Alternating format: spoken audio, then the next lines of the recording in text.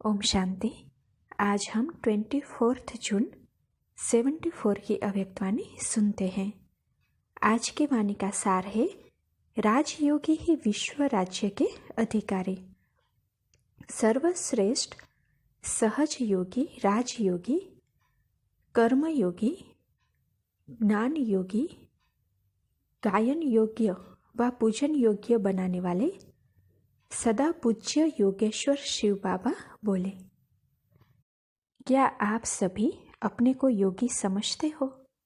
क्या योगी का टाइटल आप सभी को मिल गया है? योगी होते हुए भी आप सभी एक जैसे योगी तो नहीं, बल्कि नंबरवार हो। जैसे कोई भी पढ़ाई पढ़ने के बाद परीक्षा पास करने का सर्टिफिकेट मिलता है और डिग्री का सर्टिफिकेट मिलता है, तो कहलाने में भी वही नाम आता है। जैसे कि वकील है व डॉक्टर है, ऐसे ही यहाँ भी जब नॉलेजफुल बाप के द्वारा योगी और भोगी जीवन की नॉलेज मिली है, तो भोगी के बाद मर्जीवा बने हो। तो यहाँ भी ब्रह्मा कुमार व ब्रह्मा कुमारी का टाइटल मर्जीवा बनने के बाद स्वतः ही मिल जाता है। और वैसे ही योगी का भी टाइटल परंतु नंबरवार मिलता है। बाकी इसमें भी क्या फ़र्क है? जैसे योग की महिमा करते हैं कि वह सहज योग, निरंतर योग, कर्म योग व ज्ञान योग और बुद्धि योग है। फिर उसकी भी उपमा करते हैं ना। जैसे कि डॉक्टर्स में और मिलिट्री में भी भिन्न भिन्न प्रकार के ग्रेड्स होते हैं, उसी रीति यहाँ भी योगियों में कर्मयोगी और बुद्धि योगी है। यहाँ भी कोई तो सभी लक्षणधारी है और कोई एक या दो, लेकिन सब नहीं। जैसे कि किसी का बुद्धि का योग है लेकिन उसका कर्म योग नहीं है, या फिर किसी का कर्म योग है तो वह सहज योगी नहीं। या जो ज्ञान में सदा नहीं रहता है तो उसको ज्ञान योगी नहीं कहेंगे। यहाँ भी एक ही टाइटल मिलता है, तो आप जो योग की महिमा औरों को सुनाते हो वह स्वयं में धारण करो। जैसे राजयोग अर्थात जो कर्मेंद्रियों पर विजय प्राप्त कर उन पर राज्य करता है, तो वह भविष्य में भी श्रेष्ठ पद को पाता है। राजयोगी का अगर पावरफुल योग है तो ही उसको राजयोगी कहेंगे, अन्यथा उसको योगी ही कहेंगे, लेकिन राजयोगी नहीं कहेंगे। अब तो यह चेक करो कि क्या मैं सभी टाइटल धारण करने वाला योगी बना हूँ? कोई के 8-10, कोई के 1-2। जैसे डॉक्टर, वकील और इंजीनियर, मिलिट्री में भी यह सब होंगे। वहाँ कर्नल भी होगा, लेकिन उसकी लिस्ट तो अलग अलग होगी। जैसे बनारस में भी यूनिवर्सिटी द्वारा टाइटल मिलता है, कोई को 1-2 या 6 और कोई को 8-10। वैसे यहाँ भी टाइटल लेते हैं। सिर्फ इसमें ही खुश नहीं होना है कि मैं योगी हूँ। जो महिमा योग की गाई जाती है, अगर इन सबको अपने जीवन में धारण किया है तो वह जितना ही यहाँ गायन होगा उतना ही वहाँ पूजनीय होगा। जैसे लौकिक रीति में भी बच्चा बाप की पूजा नहीं करता, लेकिन बाप को पूजनीय तो कहता है ना। इसी प्रकार जो सतयुग में प्रजा होगी वह पूजा तो नहीं करेगी, लेकिन पूजनीय तो कहेगी, अर्थात रिगार्ड तो देगी। अब लिस्ट निकालो कि आपने अपने में कितने टाइटल धारण किए हैं और फिर चेक करो कि आप में किस में कमी है। टाइटल भी तब मिलता है जबकि उसमें पास होते हैं। तो जब आपको भी अपनी सहज योगी की स्थिति दिखाई दे और सभी यह महसूस करें कि यह आपका सहज योग है, तब ही पास कहेंगे। ऐसे ही ज्ञान योग में भी जो ज्ञान की महिमा है या उसकी उपमाएं हैं, क्या वह सभी मैंने अपने में धारण की है? तो फिर आप स्वयं ही अपने नंबर को जान सकते हो। जैसे कोई कहे कि पढ़ाई पावरफुल है, तो यह ज्ञान की महिमा हुई ना, न कि आपकी। तो अब देखो कि ज्ञान के जितने भी नाम हैं, क्या वह सब मैंने धारण किए हैं? अगर सब टाइटल ज्ञान और योग के धारण नहीं किए हैं तो विश्व महाराजन व विश्व महारानी बन नहीं सकेंगे। चलो पास विद ऑनर नहीं, परंतु पास तो होना है। फिर पास होने के लिए भी तो 75% मार्क्स चाहिए। अर्थात यह सब धारणाएं व योग्यताएं सबको अपने में दिखाई दे। सारे दिन के चार्ट में जैसे 24 घंटे होते हैं तो उसमें भी 8 घंटे आराम के, फिर उसमें बचे 16 घंटे, तो 16 का पौना 12 घंटे, लेकिन उसका बहुत बुद्धि का काम होता है तो 3 घंटे उसको छुट्टी देते हैं। और बाप होने के नाते 1 घंटा वैसे ही छोड़ते हैं, तो इस प्रकार 8 घंटे बचे। तो सहज योगी, राजयोगी आदि जो भी ज्ञान और योग के टाइटल है वह आप में 8 घंटे तो पूर्ण रूप में होने ही चाहिए, जिससे कि अन्य आत्माएं भी यह महसूस करें व सर्टिफिकेट प्रदान करें कि हाँ यह सब लक्षण इसमें है। तभी इसमें 75% मार्क्स मिल सकेंगे।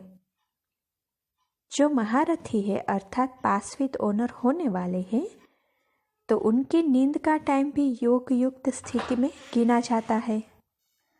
उनकी स्टेज ऐसी होगी जैसे कि पाठ समाप्त कर वह स्वयं परम धाम में है और उनको योग की ही महसूसता होगी। जैसे गायन है ना कि ब्रह्मा से ब्राह्मण बने, यहाँ तो ब्राह्मण से देवता बनते हैं, लेकिन यह ब्रह्मा से ब्राह्मण अर्थात रात को सोते समय बस यही संकल्प होगा कि अब मैं अपना पाठ पूरा कर कर्मेंद्रियों से अलग होकर जाता हूँ अपने पार ब्रह्म में, और जब अमृत वेले उठेंगे तो महसूस करेंगे कि मैंने यह आधार लिया है पाठ बजाने के लिए, तो गोया ब्रह्म से ब्राह्मण बनकर आए हैं। यहाँ से तो जाकर वे सीधे देवता बनेंगे, लेकिन यह इस समय के ही अष्ट रत्नों का गायन है। जैसे साकार में बाप और माँ सरस्वती को देखा, उन्हें फर्स्ट सेकंड नंबर किस आधार पर मिला है? उनकी ज़्यादा समय की कमाई तो नींद की ही जमा हुई ना। भले वे सोते भी थे, लेकिन ऐसा अनुभव करते थे कि नींद में नहीं है बल्कि हम तो जाग रहे हैं, और फिर उनकी थकावट भी दूर हो जाती थी, क्योंकि जब आत्मा कमाई में जागृत होती है तो उसे थकावट भी नहीं होती। तो जैसे माँ बाप ने नींद को योग में बदला, तो आप भी फर्स्ट ग्रेड के महारथियों को ऐसा ही फॉलो करना है। अब ऐसा अनुभव तो करते हो कि नींद कम होती जाती है, लेकिन ऐसी अवस्था बनानी है। नींद को योग में बदलो और फॉलो फादर करो। सारे दिन तो वे आपके समान ही साधारण थे ना। यह है फर्स्ट ग्रेड की निशानी, अष्टरत्नों में आने वाले की निशानी। दूसरे है 100 वाले, और फिर तीसरे है 16,108 में आने वाले। लेकिन यहाँ महारथी तो सभी है, घोड़े सवार कोई नहीं है, लेकिन फर्स्ट, सेकंड और थर्ड नंबर होते हैं। इसी प्रकार जैसे किसी ने कर्मेंद्रियों को ऑर्डर दिया और उसने वैसा ही किया, तो मानो कि वह कर्मयोगी है। लेकिन जो सेकंड ग्रेड वाले होंगे तो उन्हें इसमें कभी कभी सफलता व कर्मयोगी की महसूसता आएगी और कभी कभी नहीं, और बाकी थर्ड ग्रेड वालों को तो तुम जान ही सकते हो। तो जब आपने फर्स्ट ग्रेड का बनना है तो पहले लिस्ट निकालो कि ज्ञान योग के कितने टाइटल्स हैं और आपने उनमें से कितने धारण किए हैं। यह क्लास कराना, ब्रह्मा कुमार व ब्रह्मा कुमारी का टाइटल तो सबको मिल गया, पर इसमें ही खुश न होना है, बल्कि सब टाइटल्स को पूरा पूरा धारण करना है। अच्छा, अभी अव्यक्त बाप दादा के पॉइंट्स है, वह हम सुनते हैं। क्या अपने को बेगमपुर के बादशाह समझते हो? बेगर के साथ बादशाही भी। बेगर बनने की बातों में बादशाही नहीं और ना ही बादशाह बनने की बातों में बेगर ही रहना है। यही बुद्धि की कमाल चाहिए।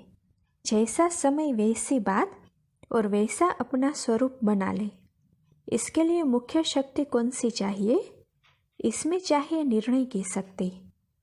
जब पहले यह मानो कि यथार्थ निर्णय करने का कौन सा समय है, तो उस प्रमाण कौन सा स्वरूप चाहिए, तभी तो विजय बन सकेंगे ना। निर्णय शक्ति अपने में लाने के लिए मुख्य पुरुषार्थ कौन सा चाहिए? इसके लिए मुख्य बात अपनी बुद्धि की व लगन की सच्चाई और सफाई चाहिए। कोई भी चीज़ कितनी साफ होती है तो उतना ही उसमें सब स्पष्ट दिखाई देता है, अर्थात निर्णय सहज हो सकता है। लेकिन यहाँ सिर्फ सफाई ही नहीं, लेकिन सफाई भी कौन सी? सच्चाई की। जितनी जितनी बुद्धि की लगन में स्वच्छता अर्थात सच्चाई और सफाई धारण की हुई है, तो उतनी ही निर्णय शक्ति सहज आ जाएगी। क्या अपने में ऐसी चेकिंग करते हो? याद में रहना बहुत सहज है। याद के साकार स्वरूप का सुख लेने के लिए ही तो यहाँ आते हो ना। लेकिन फिर भी नंबरवार किस आधार पर होते हैं? यही है सच्चाई और सफाई, और इससे ही निर्णय शक्ति श्रेष्ठ होगी। जितनी निर्णय शक्ति उतनी सफलता होगी। सच्चाई और सफाई है, यह कोई बड़ी बात नहीं, लेकिन कितनी परसेंटेज में है, यह चेक करने से नंबर स्वतः ही निकल आएगा। अच्छा, ओम शांति।